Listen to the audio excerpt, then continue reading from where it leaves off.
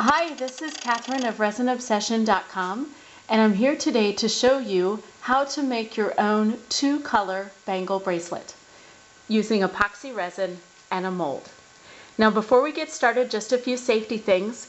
You'll notice my purple hands in the video today. These are nitrile gloves. You'll also need to make sure you work in a well-ventilated area. And today I'll be working on a surface that's coated with wax paper, so that way if I spill any of my resin I can easily clean it up, or I can just throw the wax paper away. So we're going to start with Bangle mold 414, and you would want to coat it very well with the Cast and Craft mold release spray. Allow it to dry. That'll take approximately 20 to 30 minutes to get a good dry on it. Now to save time, I've gone ahead and mixed our epoxy resin, and I know that this mold uses about 4 ounces, so I've mixed our resin in our 10-ounce reusable mixing cup, and I've been letting it sit for a couple of minutes to let the bubbles rise to the top. So today we'll be using the Resin Obsession brand powder pigments, and I've gone ahead and I've mixed up a little bit of the fluorescent green along with some of the fluorescent yellow. And I picked these two colors because I wanted something kind of bright, but I also wanted something that when the colors start to blend, you're going to get a third color that you really like. So be sure to consult a color wheel before you mix your colors to make sure the end result is something you're going to want. So the powder pigments come in 1 ounce bags, or you can buy our sampler pack where you get a 1/4 ounce of many different colors. And what I suggest doing is taking a bit of the powder pigment and mixing it with a bit of the resin. The powder pigment does mix very well. However, you just want to make sure that you don't get big clumps of the powder in your resin. So I've mixed it here, and now I'm going to add it to our epoxy resin.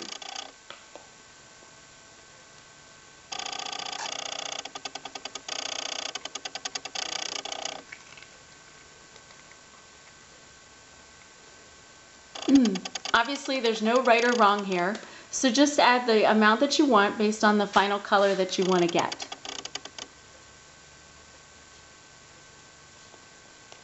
Mix well. Now this resin has already been properly mixed, so we just need to mix it long enough to get the color blended in there very well. So it's a bright color, but you know what? I'm feeling extra cheery today. It's springtime, so I'm going to go ahead and add in the rest of that. Okay, so I'm going to go ahead and mix in the green as well.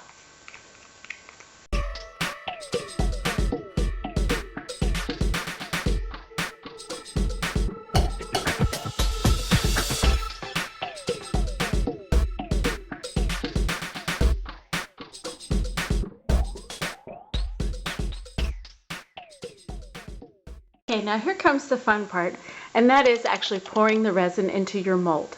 So what you're going to want to do is just pour your resins at the same time into your molds, or into your mold.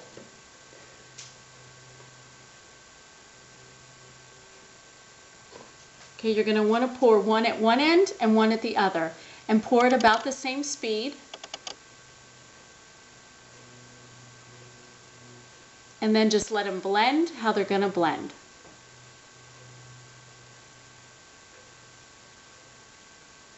Don't worry if you overfill. Your resin will contract a little bit as it cures, and it's going to actually settle down into the mold. And if it doesn't, don't worry, because we can sand it off later. So there we go. So now your resin is going to mix a little bit here at your ends, but that's okay, that's what we want. Now if you want it even more dramatic mix, you could come back, say in 20 to 30 minutes as your resin is starting to cure, and actually put your stir stick down in there and actually push some of the resin over to one side, and then bring it and push some back, and that'll get an even more dramatic mix on that. Okay, so now you're going to want to take and cover your resin, so that way you don't get any dust or particles on it while it's curing. And we'll be back to check on it in a little bit. Okay, so it's been about an hour since I poured the resin, and I'm going to check and see what's going on. So let's take our lid off. All right, and so you can see there's a few bubbles that have risen to the top of our piece. Okay, so you can see some little clusters of bubbles here, and there's a couple bubbles there, and here and there. So one of the great things about doing an opaque resin is bubbles generally don't show up quite as easily, or at least aren't as easily seen as they are in clear resin.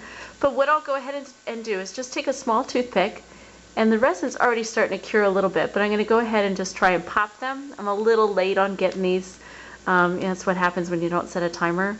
So they're not wanting to pop very easily. But one of the nice things, and one of the reasons why I told you to overfill your mold just a little bit, is I'm going to show you how to sand these off. So you're still going to have a really nice bracelet. So you can see after about an hour, these aren't really wanting to pop. I should have come back a little sooner. Probably about 20 or 30 minutes is what I should have done. So, but that's okay because we're learning from our mistakes here as well. So I'm going to go ahead and put the lid back on. You can also see we're starting to get some nice swirls in here. You can see how that works. It's going to be a beautiful bracelet when we're done. So I'm going to go ahead and put the lid back on, and we're going to let it completely cure for another 24 hours. So it's been 24 hours, and now I'm going to come back and demold our bangle bracelet from the mold. So I'll go ahead and take the top off. You can see everything is nice and cured. Every resin is a little different when it comes to demolding, so be sure to follow your label directions on the resin. And at this point you can still see that we've got a few bubbles on top, and things did spill over a little bit. I personally feel that it's more important to overfill rather than underfill, because your resin's going to contract a little bit, and I'll show you how easy it is to just sand this down and trim it up and make it look really nice. So when it comes to demolding, the best advice I can give you is just to be patient. It can get very frustrating, especially with some of the very skinny bangle molds. So the trick is just to be patient, and it's going to take a few minutes, but I hope you see that your results or your efforts are well worth the results. So this is a deep flex mold, so you just kind of want to, bend it and twist it. And basically what you want to do is you want to get some air down in between your resin and the plastic mold. Okay, so you're just going to kind of go back and around, and you're just going to pull on the mold to try and introduce a little air in there. All right. Work your way around. This could easily take a few minutes. So go ahead and just do that, and do the same thing in the center as well. Okay, I'm just kind of going here around the center to try and get it away from the sides. Okay, now if you do have a bit of a lip, you can grab onto the bangle to try and pull it up and pull it out. You have to be gentle to make sure that you don't distort the shape of your mold. Certainly this is a mold that you want to be able to use again in the future. So just be patient and work your way around. And you can see there, I hope you can see that there's a line now. You can see that line going right across there. That means we've been able to pull the mold away enough. You can see there we're getting some more air in there. That's meaning that we're getting air down in there to the bottom. And basically you want to get enough air in there so that you can work your way around, and then hopefully get a good grab on the bangle and pull it out. So I'm going to keep working around on this, and hopefully we'll have it out of here in just a couple minutes. Another technique that you can try as well is to flip your mold over and go from the back and try and push on the back to push your resin out of the mold. In fact, most molds, this is the way you're going to demold your piece, is going from the back. And quite frankly, most of them are going to pop out pretty easily. But due to the depth of this piece, this is a little harder, plus it's a little thicker. So just kind of go around the edge as well and push at it from the back, in addition to trying to work off the sides. So be patient, and you can see there we're getting our line. So you can see we are introducing air into this, and eventually what I hope to be able to do is to be able to pop enough of this out that I can actually grab onto this and pull it out of the mold.